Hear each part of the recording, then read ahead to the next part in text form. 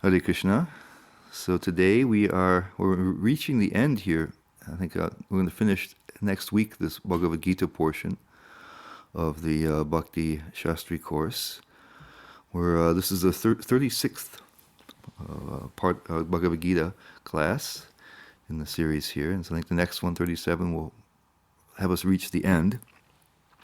Today we're through. I've got a mistake here on my PowerPoint. It's chapter 18. I have chapter 8 written down. Chapter 18, verses 45 to 60. And next week we're going to do from 61 until 78. We heard that this chapter is essentially a summary of what we've heard before. Prabhupada even said that the Bhagavad Gita technically ends in 17 chapters, and this is a summary. And we're seeing that as we've been going through it. There's some new information too, but it supplements what we heard before. And Krishna has been telling us, first of all, he defined what it means to be renounced. And it really gives echoes of some of his earlier instructions in chapter 2. He said renunciation means being unattached to the results of the activities. And even further, to not be attached to particular activities nor their results. But he gives it that way. Then he describes the different modes of material nature: goodness, passion, and ignorance, and what they look like. And he recommends that we be, obviously, the mode of goodness is the place to be, to make advancement from. And there it says that we act with this understanding of doing the activity, the proper activity, doing the right thing, according especially to the scriptures, and doing it whether or not the activity itself is pleasant or unpleasant. Generally, we're motivated in our activities either by the pleasure or averse to it because of the unpleasantness of the activity or the result. And many times we can undergo some unpleasantness in order to get a positive result. So he's saying that we want not to worry about either of those cases, that we do it because it's the right thing. That's the mode of goodness. And then there's also the understanding that we're not independent in our actions, that we are spirits in the body, and the body and the subtle body, the physical body and the mental and called the subtle body, acts by the grace of the Lord and other higher powers, that we can't actually operate them directly. So there's a feeling of one's not being able to actually act independently, and that helps us to not have a notion of ownership over our actions and therefore the results of them. And that's not so easy to do, to have that attitude, to act in the mode of goodness in that way. None of those things are very easy. It takes a very qualified person to do that. And so Krishna, I think when we're going to start this time, he mentioned how everybody in the traditional Vedic society has certain duties to perform in accordance with their station in society, that the Vedas would prescribe what kind of things they would do. And so here, beginning in the section we're going to do today, he said first of all, we ended last time, he said he's going to tell us how we can perform those activities in such a way that we reach perfection. And in my mind, he's throwing a little bit of a rope to us, a rescue rope to us, because it's very difficult to act, as he mentioned before, in the mode of goodness without any attachment to the results or to the action itself, and to think oneself to be, have an understanding that we're not the independent doer of things. It's very difficult to do that. So here he's going to give us, I think, it's going to be a recapitulation of the yoga ladder that we saw in chapters, especially 2 through 6. But he's going to give us an interesting little help here in the very first couple of verses. So let's begin here. We're starting with text 45 and 1845. And Krishna says, by following his qualities of work. So he's described, just we finished last time with he was describing what the different types of people in society would do. The brahmanas, the kshatriyas, the warriors, the priests, the warriors, the merchant people, the vaishyas, and the workers do. He says, so now he says, by following his qualities of work, each his own, says Sve Sve, every man can become perfect. Samsiddhim. He says, now hear from me how this can be done. Okay? And so here's where I think he gives us a little bit of special mercy here. And he says, by worship of the Lord, who is the source of all beings and who is all-pervading, a man can attain perfection through performing his own work.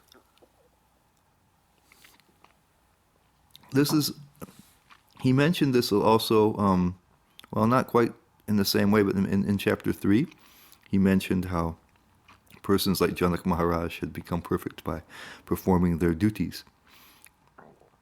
And but here, so it says, by worship of the Lord, abhyarcha, by worship of the one who everything comes, all the living entities come, and by whom everything is pervaded. And so Krishna has identified himself as those things previously. We know that it means the Lord. And so in the purport, Prabhupada says, Paramatma is situated everywhere. He is the super soul of all demigods, all human beings, all animals, everywhere. One should therefore know that as part and parcel of the Supreme Lord, one has his duty to render service unto the Supreme. And he says, everyone should think that he is engaged in a particular type of occupation by Hrishikesh, the master of the senses. And then he says, by the result of the work in which one is engaged, the Supreme Personality of Godhead, Sri Krishna, should be worshipped. As far as I can understand here, Prabhupada is giving us an instruction that's suitable for this time and circumstance. Because the other acharyas say that one should think that because what's happening in this case is that people are following the Vedas for their particular station in life. They're living in a Vedic society, and so it says that they say we'll find out later. They say that one should just think how this, just like Prabhupada says, first of all, that one is engaged in a particular occupation by Hrishikesh, by following the Lord's instruction in the Vedas. One is doing that, and that this action is pleasing to Krishna. In our day and age, we're not living in a Vedic society. And so the actions we're doing themselves are oftentimes, most of the time, not sanctioned by the Vedas. And so it doesn't make sense to think that those actions in themselves are so pleasing to the Lord as it is when it's a Vedic society. So here Prabhupada says, you offer the results, offer the fruits of your activities. It's a practical way for us to do what's said in this verse. Prabhupada says, in whatever occupation one may be engaged, if he serves the Supreme Lord, he will achieve the highest perfection. That's nice. And then he quotes in the purport the Bhagavad Gita 12, 6, and 7, and he mentions how Krishna helps. He says, he quoted in the purport, I'm just quoting the whole verse here. He mentioned it in the purport. But those who worship me, this is 12, 6, and 7, giving up all their activities unto me, and being devoted to me without deviation, engaged in devotional service and always meditating on me, having fixed their minds upon me, O son of Pratha, for them I am the swift deliverer from the ocean of birth and death. So somehow, Prabhupada is telling us to be connected with Krishna, and this will be a beautiful thing happens. He helps us in so many ways. And then, but Vishwanath Chakravarti Thakur, he's looking at it more from the perspective of the yoga ladder, and I think what we really will see here is a recapitulation of the yoga ladder. And in Srila Prabhupada, understanding that the yoga ladder is not practical in this age. He was writing Bhagavad Gita, and commenting upon it, translating and commenting upon it, and his main goal was to have people become Krishna conscious and be delivered And it was meant to be a handbook for those of us who are practicing Krishna consciousness. And so he references the yoga ladder in these things. But he knows that once we that the object of Bhagavad Gita is very clearly, it's not debatable, is bhakti to the Lord. And pure bhakti is what's recommended. And there's no other message to Bhagavad Gita. That is the single message. Everything else is meant to, if there's other things, it's meant only to lead to bhakti.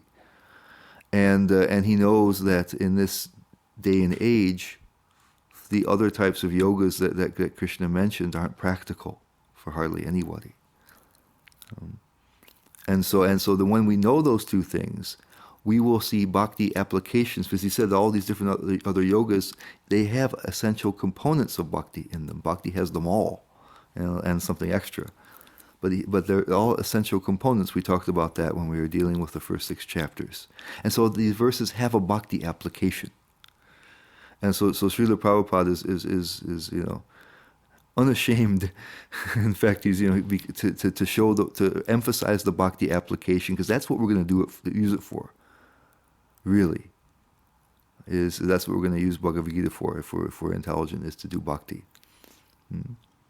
But he acknowledges that there is a yoga ladder there, and I think it's kind of helpful because because Prabhupada says that each of these yogas have a certain contain a certain component of bhakti. It's helpful for us to look at analyze our bhakti if we understand the yoga ladder process. So that's why I'm also trying to outline that as we go along. So here he says, humans attain perfection by worshipping Abhyarcha through their prescribed work, the Supreme Lord, from whom arise the activities of all living entities. And he says the worship consists of offering the work in the mind, thinking, by this work may the Lord be satisfied. And Baladeva Vibhushan, goes along with him in that. But as we said, that's not going to work these days, because the activities of all the living entities, they may arise from the Lord in this day and age too, but they're not adhering to the Vedic principles, so they're not doing what pleases the Lord. And so that particular thing is not so applicable these days. So Prabhupada gives a more practical thing. He says, offer the fruits, offer the results. And so the interesting thing here is that Krishna here says, do your Vedic duty. And he's not even talking about so much like what he talked about in the Mode of Goodness, that you should do it, understanding you're not the only doer, that you're, it's presumed that you're going to do your duty. I guess that's just that we heard is the baseline in when we read about the asuras and asuras, the divine and demoniac natures, that somehow adhering to the Vedic principles, this is a litmus test of whether you're going upwards or downwards.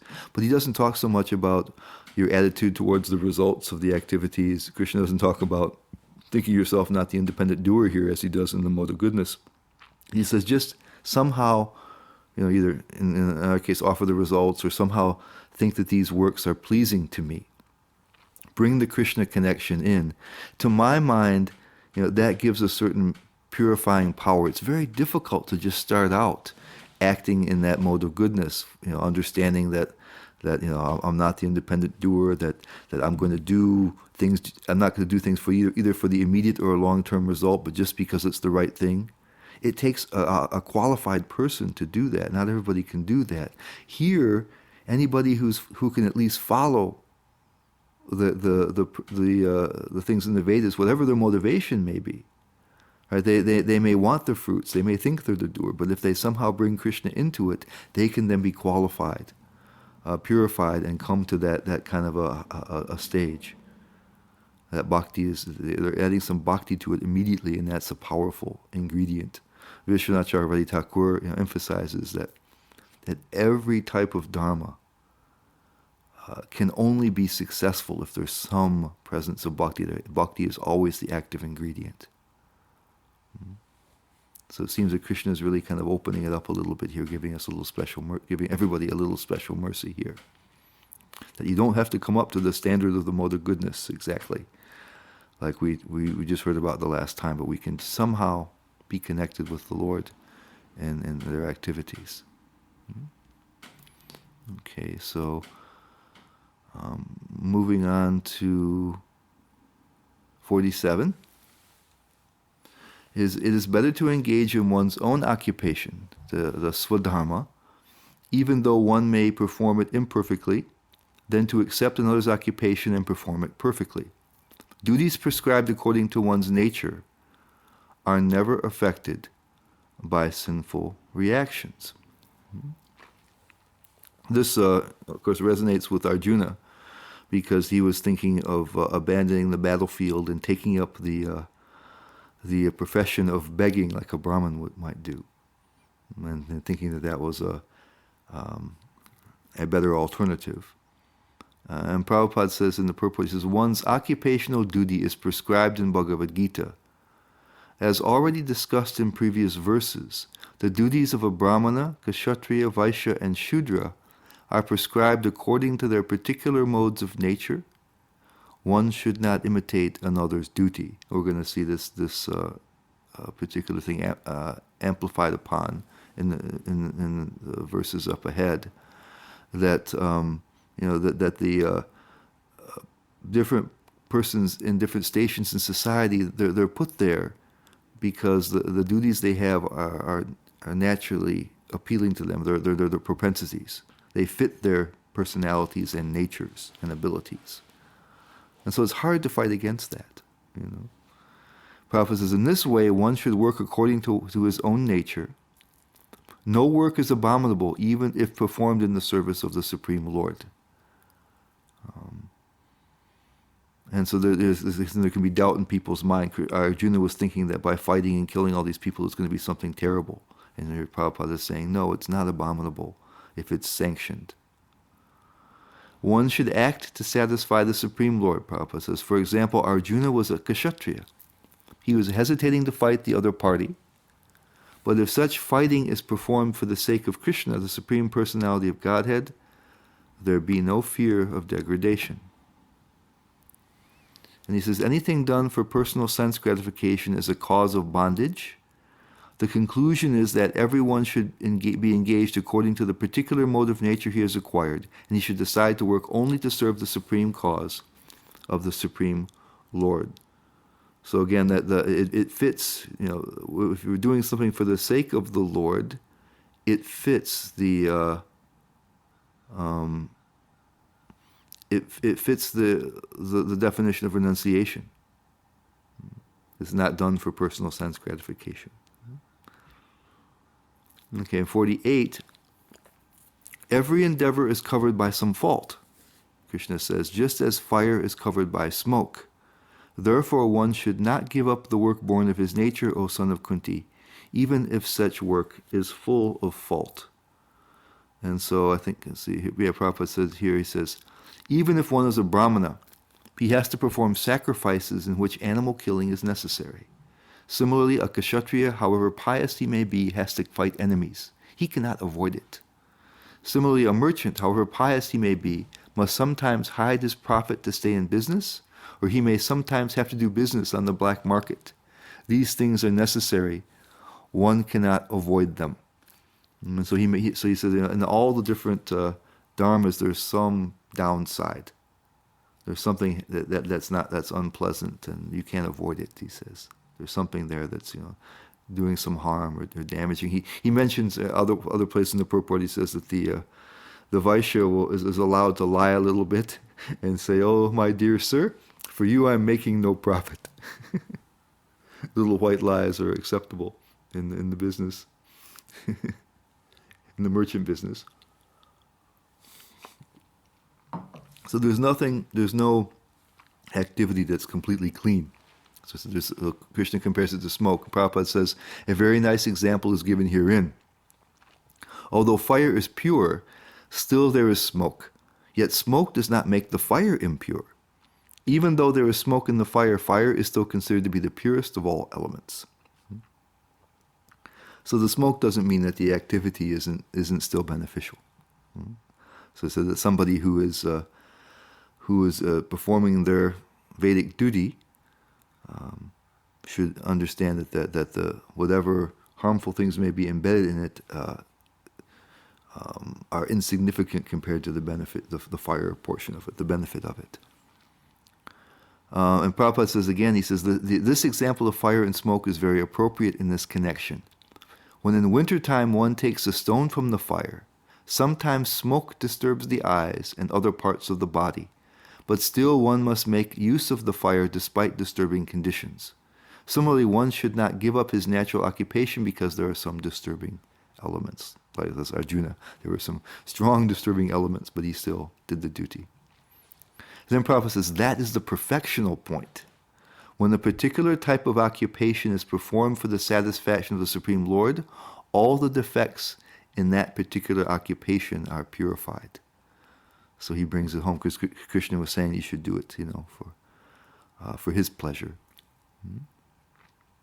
So that overcomes the problem with any of the inherent negative things that are done in discharging one's duty. Moving up to 49, Krishna says, one who is self-controlled and unattached and who disregards all material enjoyments can obtain, by practice of renunciation, the highest perfect stage of freedom from reaction, Naishkarmya Siddhim, perfection of non-reaction. So we're moving here into from the karma yoga from before. There's a karma with that. Krishna gave a nice little mixture of bhakti with it, but he said you perform your Vedic duty and you either offer the results, as Prabhupada says, especially for us today, and otherwise those people could think that the activities I'm doing are sanctioned by the Lord. May He be pleased by them. He said to offer it in the mind, and that has the same effect as the karma yoga we talked about, but because the bhakti is up front, it seems to me that it's much more accessible than someone who, when Krishna tells Arjuna to fight for the sake of fighting without thought of victory or defeat, the loss or gain, fame or infamy, that's hard to do for most people. So it's a little easier. Maybe you can start from a little lower platform and the bhakti will purify you until you come up to that kind of level where it becomes very purifying. And the bhakti, of course, is a purifying force. And then what happened with the karma yoga is it led to jnana yoga by having people be able to begin to realize their own spiritual nature, begin to realize the soul. The higher taste comes into play. And that makes a transformation. Okay, and so that now we're trying to talk, this is why it's a summary of that yoga ladder. We're going from only a couple of verses, now we're moving into jnana yoga here. Stage of perfect Naishkarmya Siddhim. Highest perfectional stage of perfect stage of freedom from reaction. And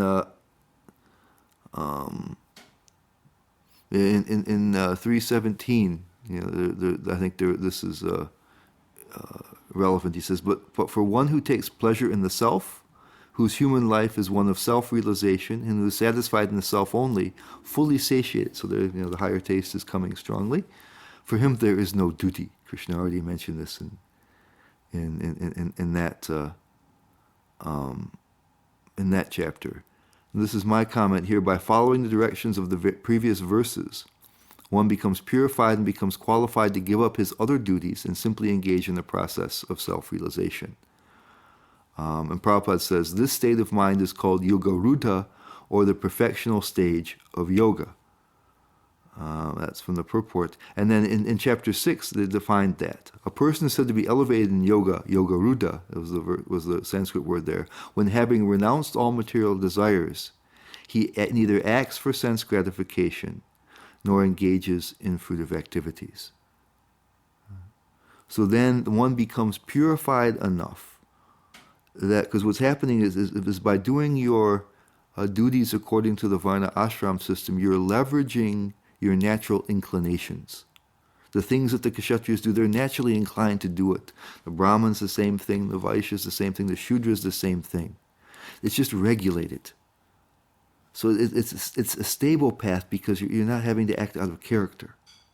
You just, in this case, you offer the results, or you, if you're in the Vedic system, you can think, I'm doing this that the Lord will be pleased. I'm doing this thing that the Lord wants. May He be pleased with me. And then when the purification comes, and the higher taste comes, when one begins to take pleasure in the self, whose life is one of self-realization and satisfied in the self, fully satiated, then your personality has changed. Your previous inclinations are not different, and then one can focus more on it will be like in chapter 3 and 4, the performance of sacrifices. You become more involved instead of in your normal dharmic duties. You would become more involved in spiritual activities, in the activities of self-realization, and you don't have to worry about being disturbed by your previous inclinations. They've been purified. So here Karma Yoga is giving rise to Jnana Yoga. That's what we're moving on. So we move quickly through the yoga ladder because it's a summary. And Prabhupada says in the purport, he says that real renunciation means that one should always think of himself part and parcel of the Supreme Lord, and therefore think that he has no right to enjoy the results of his work. This is how we, as bhaktas, that's how we take it. Interesting, right? We the person in the mode of goodness, thinks that I can't perform the actions alone. But here, this is a beautiful bhakti example where we consider that we're parts of the Lord. We're connected with Him, right? And He's in control of everything. So if I'm his part, probably uses that example a lot from the Bhagavatam. That if you water the root of the tree, or you feed the stomach, the whole body is benefited. So we're supposed to serve the Lord in that way. And so in the same way, he says that if we're part and parcel, he says that the hand tries to eat the food by itself. He uses the example many times. Instead of putting it into the mouth, which will take it to the stomach, then everybody suffers. So if we see ourselves as part and parcel of the Lord, connected with Him, then naturally we won't take it for ourselves, but we'll want to please the Lord by our action, and the result, we also belong to Krishna. So again, you can see how bhakti automatically incorporates these other things into itself. But if we, if we're doing things and thinking that we're doing things that seem to be devotional, but we're not considering ourselves part and parcel of the Supreme, and we think we have the results of it, then we're not doing our bhakti very well. That's why both things are interesting, to look at the different yogas and to look at bhakti. And then Prabhupada says, the person acting in Krishna consciousness is really a sannyasi, one in the renounced order of life, because the word sannyas is used in this verse. By such a mentality, one is satisfied because he is actually acting for the Supreme. Thus, he is not attached to anything material. He becomes accustomed to not taking pleasure in anything beyond the transcendental happiness derived from the service of the Lord. Because it's our actual nature to serve Krishna, it's pleasing. And so the service is an end in itself, not a means to an end. So again, very beautiful, devotional. Prabhupada is showing us, the devotional heart, how we should look at things as devotees. Moving on to text 50. O son of Kunti, learn from me how one who has achieved this perfection, the nice karmyam siddhim, perfection of non-reaction, can attain to the supreme perfectional stage. This is Brahma Bhutam. Isn't it? No, I guess he's going to say that next. It's going to be next. How one who has achieved this perfection of non-action can attain to the supreme perfectional stage, Brahman. Oh, it says Brahma, it just says Brahma. The highest stage of knowledge by acting in the way I shall now summarize. So then there's a transition here. We heard that when somebody, in the yoga ladder, when somebody who's become very, very proficient in jnana, their higher taste has, changed them to such a huge degree that they can give up their regular, varnashram type of duties. They can then, some of them can come to the point of of contemplation or meditation that segued into chapter 6, where where they can not only control the senses, but they can control the mind, and they can focus their attention on the Supreme. So this is a Brahma Bhuta, as we're going to hear. Prabhupada says here in the purport, the Lord describes for Arjuna how one can achieve the highest perfectional stage simply by being engaged in his occupational duty, performing that duty for the Supreme Personality of Godhead. He's continuing that. We started out with that. One attains the supreme stage of Brahman simply by renouncing the result of his work for the satisfaction of the Supreme Lord. That is the process of self-realization. The actual perfection of knowledge is attaining pure Krishna consciousness. He says that is described in the following verses. Okay, that's what he says. So if we, so seen from a bhakti point of view, all these particular verses can be taken in the bhakti context, and that's what Prabhupada does. He shows us the bhakti application, and bhakti produces all the results that are promised here. But here he's saying he's saying here, it's interesting. He says that we can attain pure Krishna consciousness. That'll be described as we go along. So he's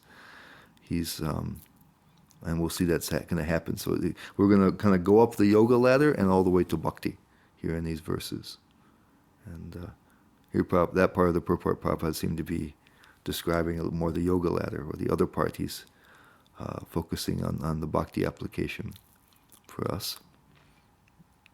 And so verses, the next one is 51, 52, and 53 together, and the translation is really, really literal. If you can follow along with the word for word, then you can see that it's very just straightforward here. And Prabhupada calls this a process, like as he oftentimes does, by you acquire the qualities mentioned here, and you do that. That leads you to the goal. Being purified by his intelligence, and controlling the mind with determination, as dhritya, giving up the objects of sense gratification, being freed from attachment and hatred, ragadvesha, one who lives in a secluded place, who eats little, who controls his body, mind, and power of speech, who is always in trance, and who is detached, free from false ego, false strength, false pride, lust, anger, and acceptance of material things, free from false proprietorship, and peaceful. Such a person is certainly elevated to the position of self-realization. Looking back at the word for word, there's the word here, dhyana yoga paro nityam. Dhyana yoga para. Prabhupada translates that as absorbed in trance. And Vishwanath and Chakravarti Thakur and Baladeva Vibhushan, they say it's thinking of the Lord. And none of them identify that precisely with the meditational practices that were taught in the 6th chapter, but that was the chapter of Dhyana Yoga. That's the kind of the most literal meaning of it. So they seem to generalize the meaning a little bit. That it means that somebody at least can be living the contemplative life, that they can be remembering the Lord. So whether they're actually sitting in the forest and on the asana that's described and doing the exact practice like that or not, but when one becomes super elevated in jnana, then one can really focus one's attention. So the contemplative life seems to be indicated there, even though it says jnana yoga para. It looks like it's talking about that, and living in a secluded place. That was what the meditational yogis did. But none of them mentioned that in quite that way. So it seems that it's more a generalized idea that you now can focus more on contemplation and remembrance. But there's a lot of this is the kind of thing that's there in the jnana yoga section. So now we're even when we're really focusing the attention on the Lord. And Prabhupada says in the purport, he says, when one is purified by intelligence, he keeps himself in the mode of goodness. Thus one becomes the controller of the mind and is always in trance. He sees connections between these things. He is not attached to the objects of sense gratification, and he is free from attachment and hatred in his activities. Such a detached person naturally prefers to live in a secluded place, He does not eat more than what he requires, and he controls the activities of his body and mind. He has no false ego because he does not accept the body as himself, nor has he a desire to make the body fat and strong by accepting so many material things. And this is the word here, because the Prabhupada says elevated to the point, to the position of self-realization. This is Brahma Bhuyaya Kalpate, the Brahma Bhuta. We're going to follow from that. So it's being able to understand, becoming transcendental, understanding oneself as spiritual. Brahma Bhuyaya Kalpate, he says.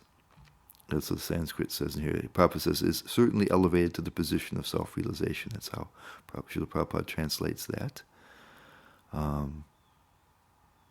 he said, yeah. So this is a high level. This is jnana moving over to dhyana or things like that. And Prabhupada says because he has no bodily concept of life, he is not falsely proud. He is satisfied with everything that is offered to him by the grace of the Lord. And he is never angry in the absence of sense gratification, nor does he endeavor to acquire sense objects.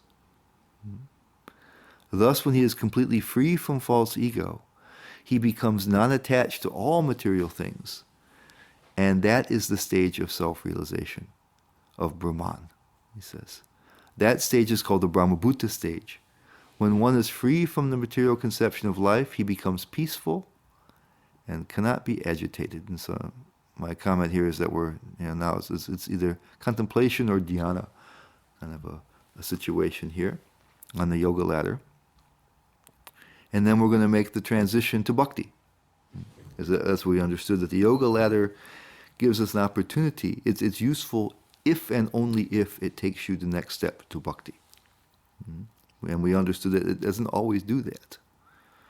We heard in chapter 7, how persons. There's the two different sorts of persons. There's people who perform their pious activities, follow their duties in the Vedic duties, and at some point, because they understand something about the Lord, they may take shelter of him for something. This is especially about those who are in distress and those who want something. So most people don't go all the way through the yoga ladder. It's very, very few people can manage that. But some people who are doing pious activities, the Sukritas, is the people who are doing good deeds. I say at the beginning with those persons who are doing their duties and thinking that it should please the Lord. And a certain situation arises, when a problem arises that they need solved, or they need something that they can't get. Then those pious people may take shelter of Krishna. There's the 4 pious people we heard about in chapter 7. And some of them would include also the inquisitive maybe, and under that category. The different acharyas divided them up differently, but especially those two. So they may come to bhakti quite early, and Prabhupada says it's mixed bhakti, because they have an ulterior motive, but if by the association of pure devotees they can be converted. So that's one gateway. And then Krishna was saying that the highest person, the person that was dearest to him out of those 4, was the Jnani. And so the Jnanis are the ones who are passing through the yoga ladder. And then it says they can, again, that's still mixed devotion according to most people, according to Prabhupada. And by the association of devotees, they can also become purified. But it also says that it may take many lifetimes. They said that after many, many births, the Jnani can realize that everything is Vasudev. And so Vishwanath Chakravarti says it may happen after many, many lifetimes, depending on the will of the Lord, I guess. So that's how it goes. So they come through as high quality of the 4. The people who do the yoga, they come through as high quality jnanis. This is, many people try for self-realization. I mentioned, right, and hardly any of them attain perfection. So it's only valuable if it takes you there. And this is the gateway here. It's the 1854. It says Brahma Bhuta Prasanatma. So the previous person, First of all, we started out with the karma yoga, doing the duty for the pleasure of the Lord. This is again their bhakti is in the background there. They may be attached to what they're doing. They may be doing these things, for their own benefit as well, but they're acknowledging the Lord. So it's not in the forefront. Prabhupada, when he was describing many of the purports there, he's describing how we would do it as bhaktas. We put bhakti in the foreground. There, bhakti was a little bit more. It's there, but it's not there. They're acting because that's their nature. They're acting according to the nature, according to the three modes, and they're adding a little bhakti to it, a little understanding to it, that this also pleases the Lord. So it's a little bit. It's a little bit of bhakti, and it's not so much in the foreground. And where Prabhupada is talking how we as bhaktas we can act in these ways with bhakti more in the foreground. It's the purpose of our lives, is to please the Lord. And for them, it's a little bit, you could say it's a little bit secondary. But then but still it purifies them, and they can come to the platform of jnana, and then to the contemplation, and then they arrive at the Brahmabhuta stage, and so Brahmabhuta prasanatma na shochati na kangshati samasarveshu bhuteshu madbhaktim labhate param. One who is thus transcendently situated, Brahmabhuta, at once realizes the Supreme Brahman, and becomes fully joyful, prasana atma. He never laments or desires to have anything. He is equally disposed towards every living being. In that state he attains pure devotional service unto me. Madbhaktim labhate gains transcendental, the param bhakti, towards Krishna. So here's the gateway then from the towards bhakti from the yoga ladder is described. And notice it says, first they're doing that, and then they're attaining bhakti. So that's a clear yoga ladder sort of thing. And here Prabhupada will, in the purport, he will then show how but we don't have to go through the yoga ladder process, that by performing bhakti, all of these characteristics will come out as a result of it, if we're performing our bhakti correctly. So Prabhupada says in the purport, to the impersonalist, achieving the Brahmabhuta stage, becoming one with the Absolute is the last word. But for the personalist or pure devotee, one has to go still further to become engaged in pure devotional service. And reaching bhakti is the highest rung on the yoga ladder. And so Prabhupada usually says, you just take the elevator, you go right to the top, is the recommended way. And we'll see that here in the coming verses. Maybe it's in this one even. And Prabhupada says, this means that one who is engaged in pure devotional service to the Supreme Lord, here's where he's showing us how, if we simply perform bhakti, we'll also attain these other qualities. This means that one who is engaged in pure devotional service to the Supreme Lord is already in a state of liberation called Brahmabhuta, oneness with the Absolute. Without being one with the Supreme, the Absolute, one cannot render service unto him. Now, I don't want us to misunderstand this, because we could think, I've taken up the practice of bhakti, that means I'm already Brahmabhuta. Because here it says, right, that you become Brahmabhuta first, and then you attain bhakti. So then Prabhupada is using kind of that logic, that then if you've attained bhakti, then you must have attained Brahmabhuta, right? That's logical. If first you do this, then this happens. So if this happens, then you must have done the precursor. It's true, but it's not quite simplified like that. It doesn't mean that nobody takes up bhakti who's not already previously liberated, or that immediately as soon as you take up bhakti, you're liberated. But the way Prabhupada explained it in chapter 10, he talked about how the seed of bhakti grows into a creeper or a vine, which eventually grows all the way up through the outside the universe, all the way to Krishna's planet. So as soon as we take up the practice, especially of pure bhakti, we're going to talk all about this stuff in the Nectar of Devotion that's coming up. You're on a situation where you're heading towards transcendence. It's going to carry you there. So in that sense, the transcendental nature is built in It's just a matter of some time. It has to grow a little bit. You don't need it separately. You don't have to attain it first and take bhakti. Bhakti is going to make also that happen. Bhakti yoga in practice, sadhana, also leads to bhakti in perfection. These are my comments. If you don't see any quotation marks when you're reading the PowerPoint, those are mine. Leads to bhakti in perfection, sadhya. So you don't have to first become Brahmabhuta, then take up bhakti. You can take up bhakti, and that will produce that and everything else. It contains that. And you're already on the path to that as soon as you start. That's how I would interpret that. And then Srila Prabhupada shows how the characteristics described in this verse are also characteristics of bhaktas. So this is how we fulfill those conditions. Since God is full, a living entity who is engaged in God's service, in Krishna consciousness, becomes also full in himself. He is just like a river cleansed of all dirty water. Because a pure devotee has no thought other than Krishna, he is naturally always joyful, prasanatma. Right? So I love this.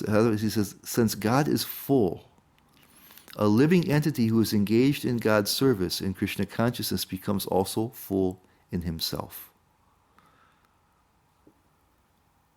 I think this, and I think that's what should happen to us to help us to advance. Actually, I really love where he said that like that. And there's in the Srimad Bhagavatam, Shukadev Goswami tells Maharaj Parikshit that the Lord's pastimes, his activities with his devotees, are based on start from the level of self-satisfaction, Atmarama. So we as spirits, and as parts and parcels of Krishna, we're full.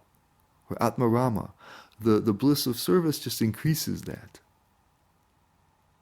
And it's a question of this is the happiness of serving others, and especially Krishna, who's the most wonderful.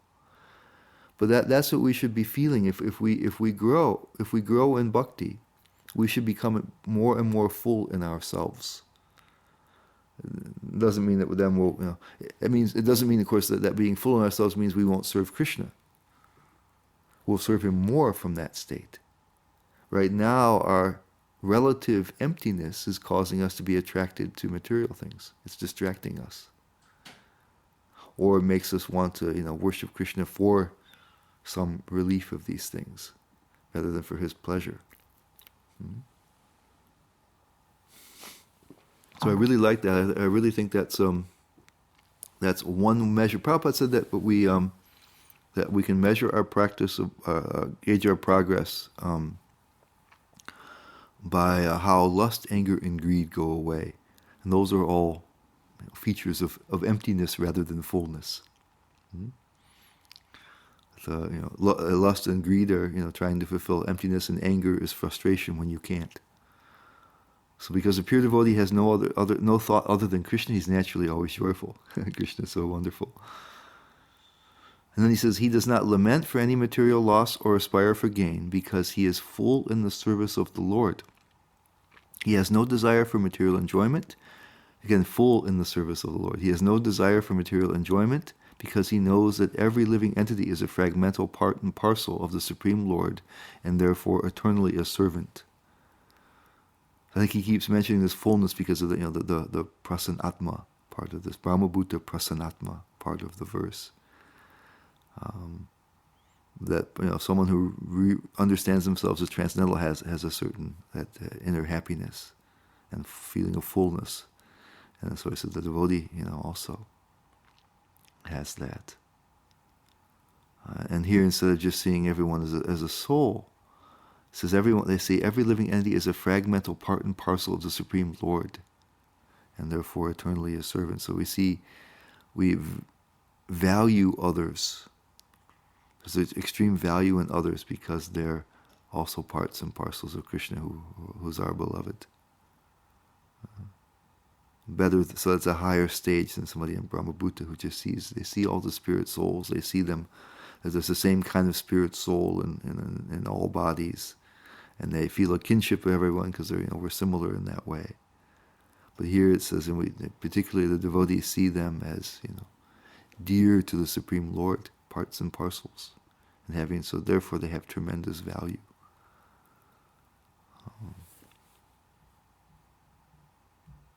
And then he says he does not see in the material world someone as higher and someone as lower.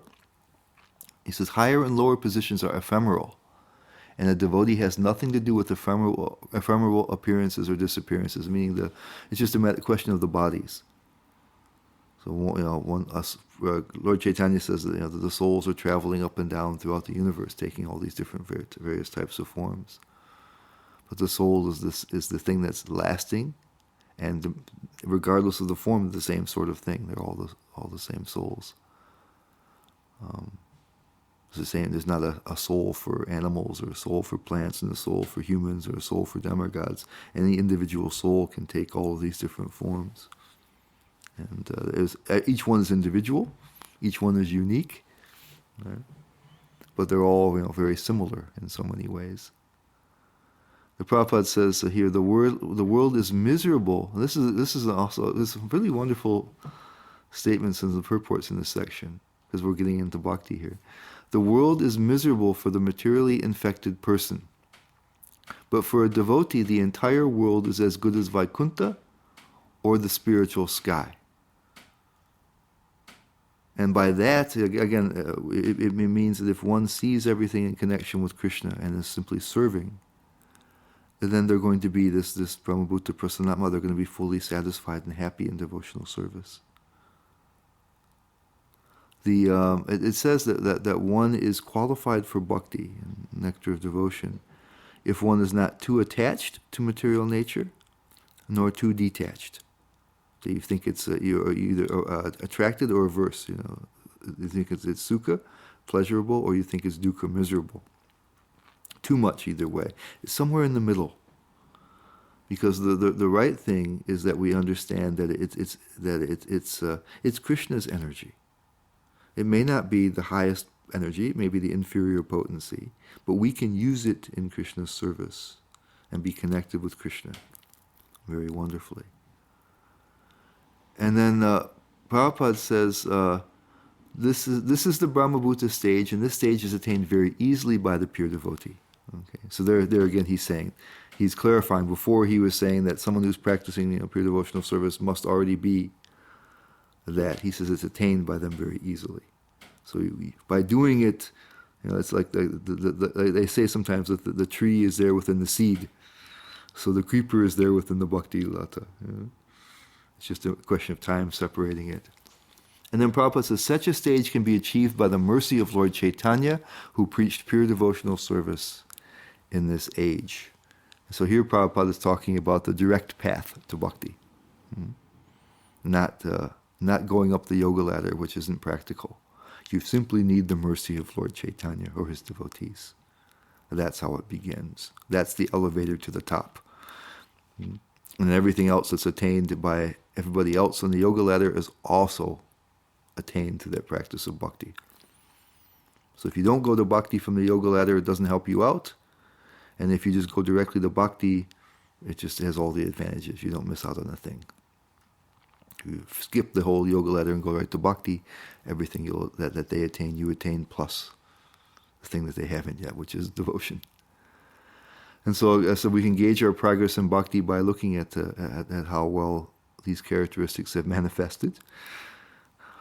The Brahmabhuta Prasanatma, Nakangshati, Nashochati, Nakangshati, there's hankering and lamenting. How much hankering and lamenting do we have? How much are we peaceful inside? Full? How much do we feel full?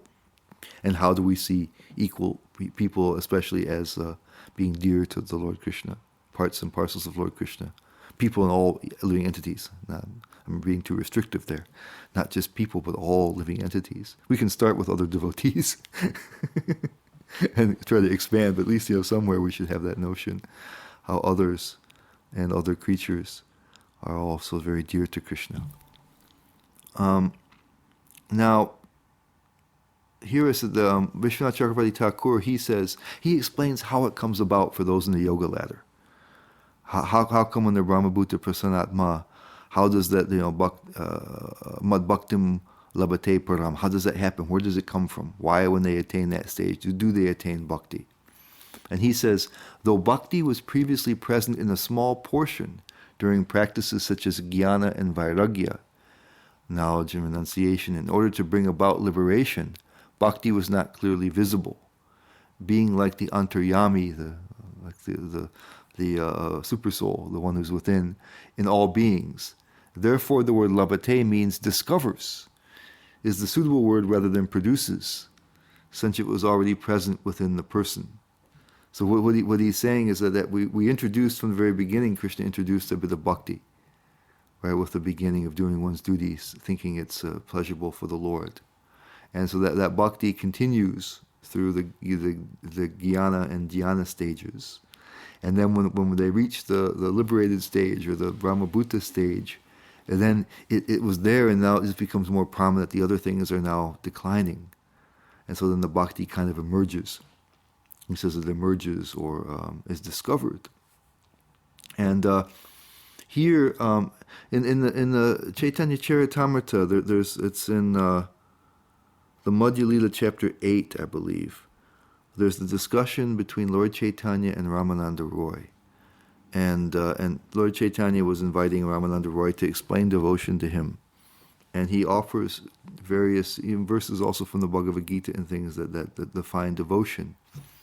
And Lord Chaitanya would most of the time he was saying, well, say something more. That's kind of external. That's kind of just a beginning stage. This is, keep going on. And one of the verses that he mentions is this Brahmabhuta Prasanatma, the verse we're discussing now, 1854. And Lord Chaitanya again says, yes, that's kind of external. Tell me something more. And in the purport, in the purport in that section, I think it's the 65 and 66 in that chapter, Madhya Lila 8, 65 and 66. I think that's what it is. Srila Prabhupada, in his purport, quotes from Bhaktisiddhanta Saraswati. And Bhaktisiddhanta Saraswati, he says that bhakti that arises in that way is it's mixed bhakti. It's not pure bhakti. It's karma. It's jnana mishra bhakti mixed with jnana, he says. So then they're right. So they've produced someone. It's like the jnani of the four pious persons. They've gone all the way through that point. Then they have to by the association of pure devotees, they can become devotees. So that's how the yoga ladder works. When it works properly. But our process is to just go right to the bhakti, take the elevator to the top, and everything else will be handled. It's possible where the yoga ladder really isn't, but it's interesting how Krishna has it set up. All these things again leading to bhakti. That's the central meaning of Bhagavad Gita. And now Krishna, he says, Bhakti Mama Bijanati, he says, one can understand me as I am, as the Supreme Personality of Godhead, only by devotional service. And when one is in full consciousness of me by such devotion, he can enter into the kingdom of God. And here it says, Vishate, he enters. He enters. And Prabhupada translates that as entering into the kingdom of God. He'll explain that in the purport. So here, if we take up bhakti, this is what's going to happen. Right? Directly, if avoiding the yoga ladder, that we're going to go back to Godhead. It doesn't get any better than that.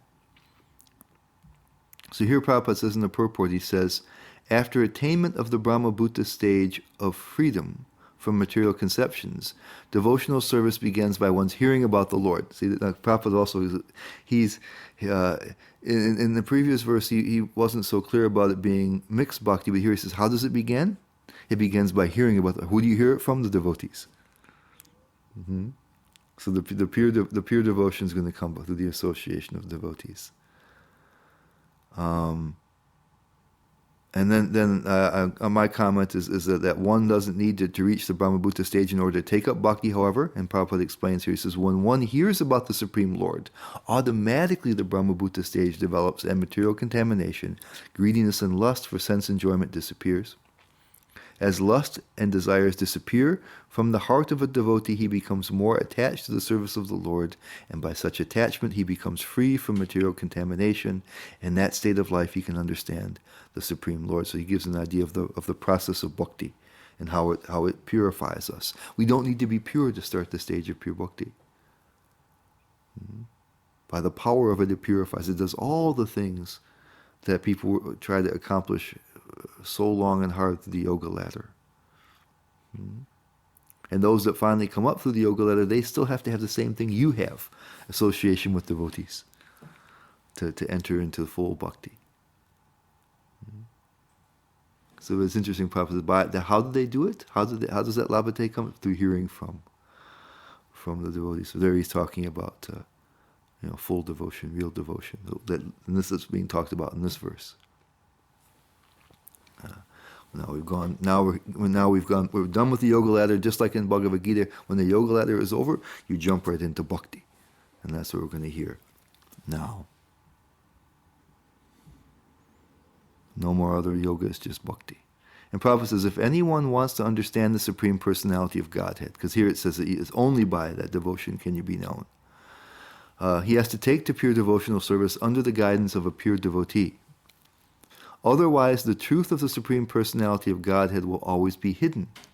As already stated in Bhagavad Gita 7.25, Naham Prakasha Sarvasya, he is not revealed to anyone. He's Yoga Maya Samarvrata. He says, I'm covered with the Yoga Maya. They can't see me. In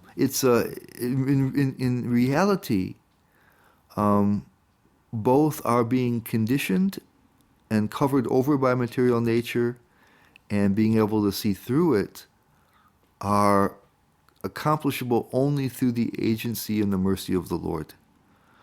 At the root is our desire, but the illusion that comes over us that allows us to forget the Lord because we're His parts and parcels has to come from the Lord. It has to take some intervention for us to be able to forget, because we are devotees. And then, He does it so well, it's Mama Maya Duryatyaya, so very powerful, that even when we change our minds and we want to remember Krishna, and we want to serve Him again, and then He has to intervene and help us again. So He says, if people don't want to see Him, He can hide Himself. He can cover you over, and cover Himself over with this Yoga Maya. And it's all, and because you don't want to, you don't want to see Him, so He can hide Himself. He can hide you from your real nature, cover you with the Maya. And then, but if you want to, that's what bhakti means, then He can reveal Himself. Prabhupada says, no one can understand God simply by erudite scholarship or mental speculation. Only one who is actually engaged in Krishna consciousness and devotional service can understand what Krishna is. University degrees are not helpful, he says. Although we have, a number of scholars now, and they're actually of some good use. But not ordinary university degrees. They're not going to help you. And then Prabhupada says, liberation involves getting free from the concept of material life. In spiritual life, the same distinction is there.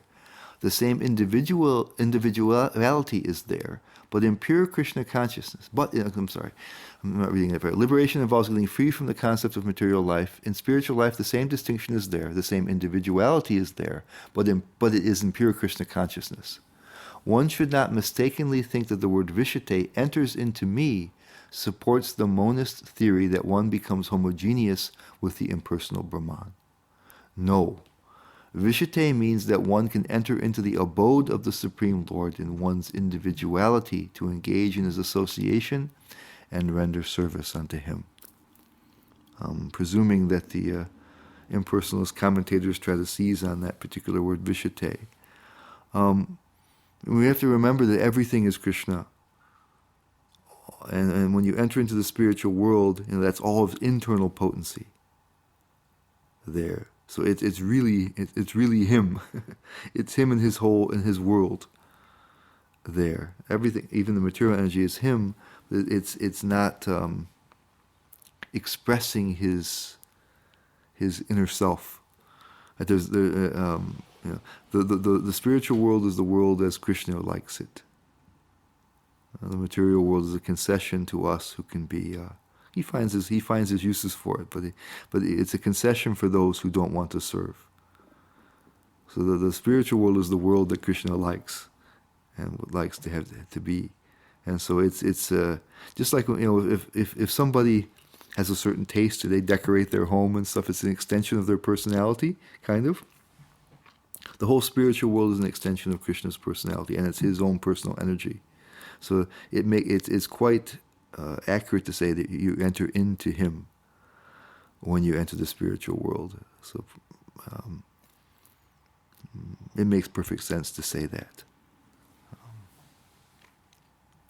So it says it means one can enter into the abode of the Supreme Lord and engage in his association and render service to him.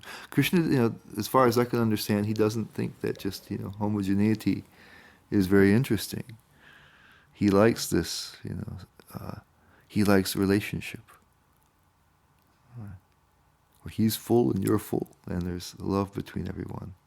He can have it any way he wants, and he has decided this way.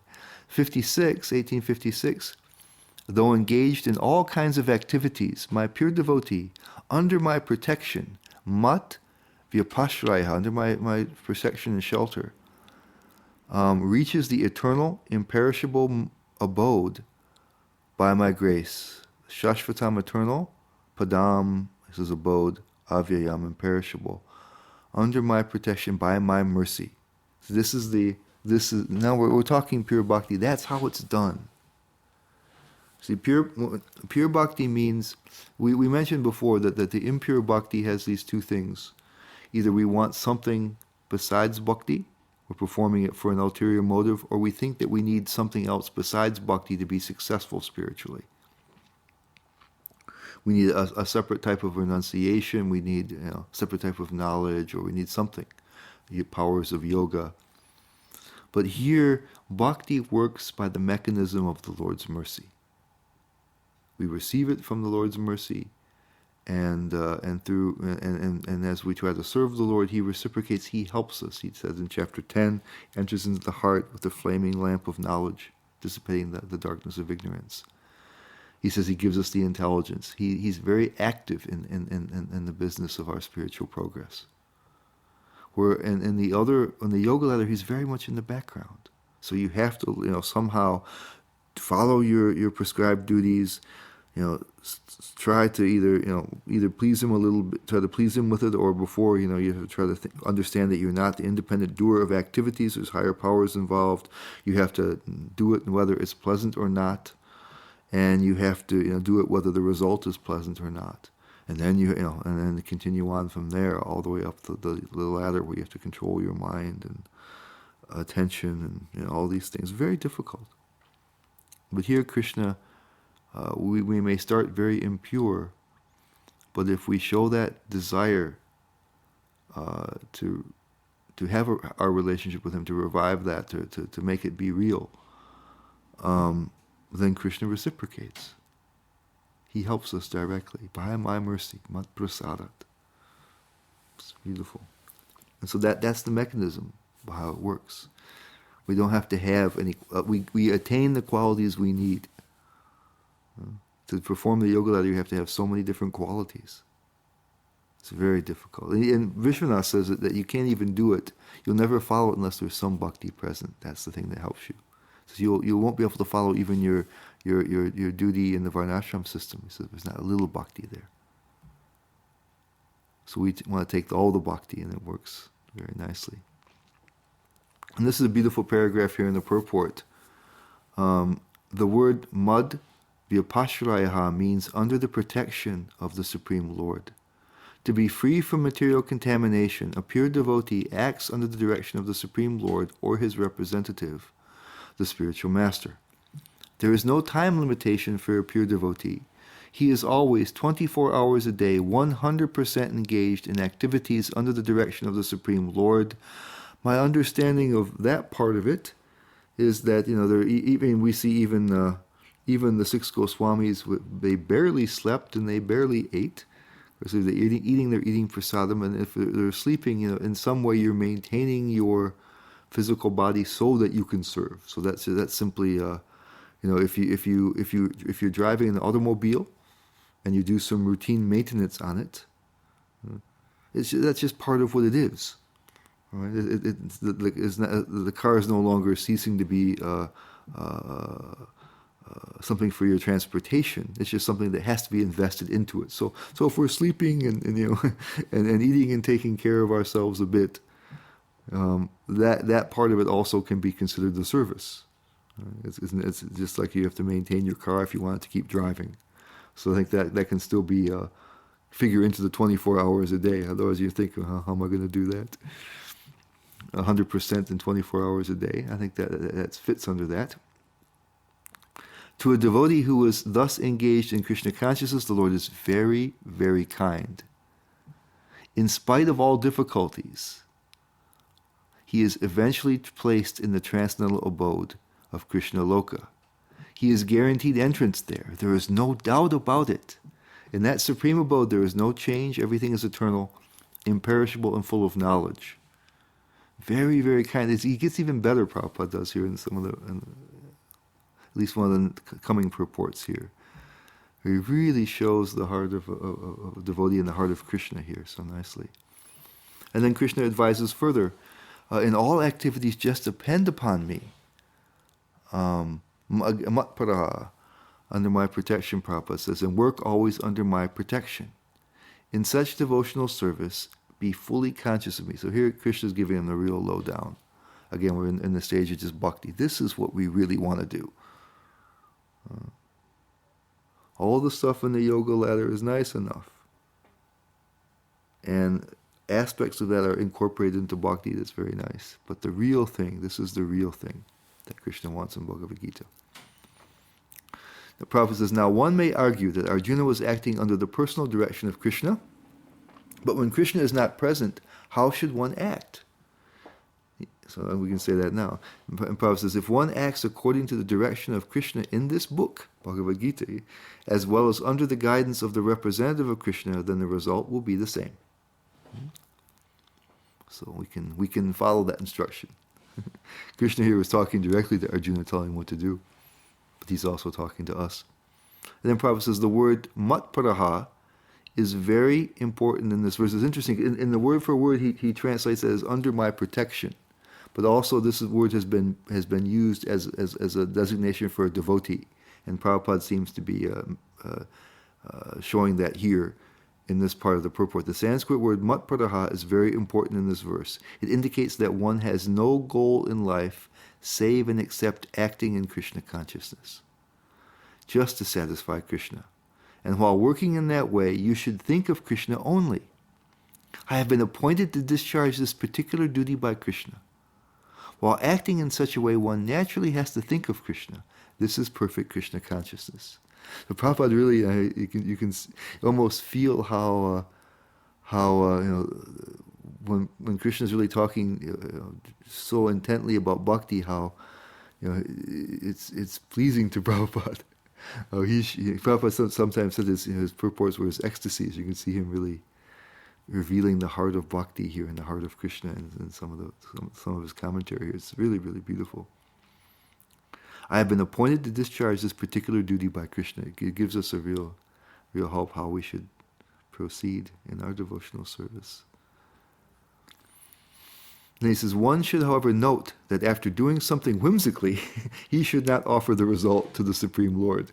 So Krishna is saying, performing all activities, he says, doesn't mean any activities. You have to do things that please Krishna, actually. He says, that sort of duty is not in the devotional service of Krishna consciousness, whimsically against the principles or against the Vedic principles or against the teachings. One should act according to the order of Krishna. This is very important. This is a very important point. Prabhupada says that order of Krishna comes through disciplic succession from the bona fide spiritual master. Therefore, the spiritual master's order should be taken as the prime duty of life. If one gets a bona fide spiritual master and acts according to his direction, then one's perfection of life in Krishna consciousness is guaranteed.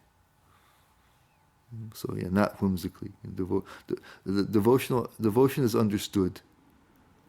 Bhakti is well understood. It's been going on forever. And so we understand how to serve and what to do from the examples of those who are more advanced. And from the scriptures and from Krishna's direct teachings. And then in 58, if you become conscious of me, you will pass over all the obstacles. Durgani is the word here. And again, mat prasadat, by my mercy, by my grace, Prabhupada says, all the obstacles of conditioned life by my grace. He says mercy in the word for word and grace in the smooth translation. If, however, you do not work in such consciousness but act through false ego, ahankarat, not hearing me, you will be lost. Vinangshasi. So he's giving him a little warning there. And Prabhupada says, for one who acts in Krishna consciousness, Lord Krishna becomes this is beautiful here. For one who acts in Krishna consciousness, the Lord becomes the most intimate friend. He always looks after his friend's comfort, and he gives himself to his friend, who is so devotedly engaged, working 24 hours a day to please the Lord. So I think this is something that's Prabhupada experienced from personal, or is telling us from his own personal experience. It sure seems like it. And Prabhupada says, one should note very carefully that one who is not active in Krishna consciousness is losing himself in the material whirlpool, in the ocean of birth and death. No conditioned soul actually knows what is to be done and what is not to be done. But a person who acts in Krishna consciousness is free to act because everything is prompted by Krishna from within and confirmed by the spiritual master. You'll notice that Krishna is saying performing all types of activities. And you'll see that Krishna really, throughout Bhagavad Gita, really supports acting. And it's just in the rare case that somebody goes into does the meditation sort of thing. But all the time he keeps emphasizing just to act in the right way. And it's because two things. Of course, he says it's practical. It's very difficult, even though we're spirits within material bodies and within the material world. We're really caught up by it. And so he mentioned previously how it's very tough to just stop that. If you try to stop acting, then you probably can't. But if you can, then your mind will go crazy and be thinking of material things. So it won't work. So it's a practical thing. But also, if we come to the point of bhakti, which is the whole idea, we can actually use all these things in Krishna's service. And so he's preparing us for an active life. Because Prabhupada says the soul is active. He gives that beautiful example where he says, "But the soul's not in the body is inert, it doesn't move. When the soul's inside, it moves." So we're active eternally in Krishna's service, and even in our stage of practice, we can be active, even if we haven't been fully liberated. We can use everything at our disposal, and it becomes bhakti. It becomes beautiful. So you see, Krishna is always talking about this. Here, Prabhupada said the same thing. He says, a person in Krishna consciousness is free to act, he says. It doesn't hurt. It doesn't hurt. Otherwise, what people are thinking that it's just increasing the bondage. We're spirits in matter. We have to withdraw from it. We don't have to withdraw from it. We just have to withdraw from our notion that it's here for our happiness. Instead, it's here for our service. Okay, coming now to 59. And Krishna tells Arjuna, if you do not act according to my direction and do not fight, then you will be falsely directed. By your nature, you will have to be engaged in warfare. Interesting here. Prabhupada says, in the purport, he says, Arjuna was a military man and born of the nature of the Kshatriya. Does it say the one here? In the next verse, it talks about the nature he's born in. He just says, prakriti, by your prakriti, you will engage. So Prabhupada says, he is a military man and born of the nature of the kshatriya, the warrior. Therefore, his natural duty was to fight. But due to false ego, he was fearing that by killing his teacher, grandfather, and friends, he would incur sinful reactions. Actually, he was considering himself master of his actions, as if he were directing the good and bad results of such work.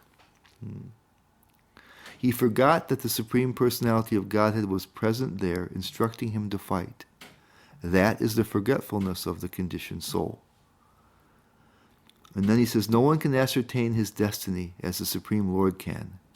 Therefore, the best course is to take direction from the Supreme Lord and act. No one should neglect the order of the Supreme Personality of Godhead or the order of the Spiritual Master, who is the representative of God. One should act unhesitatingly to execute the order of the Supreme Personality of Godhead. That will keep one safe under all circumstances.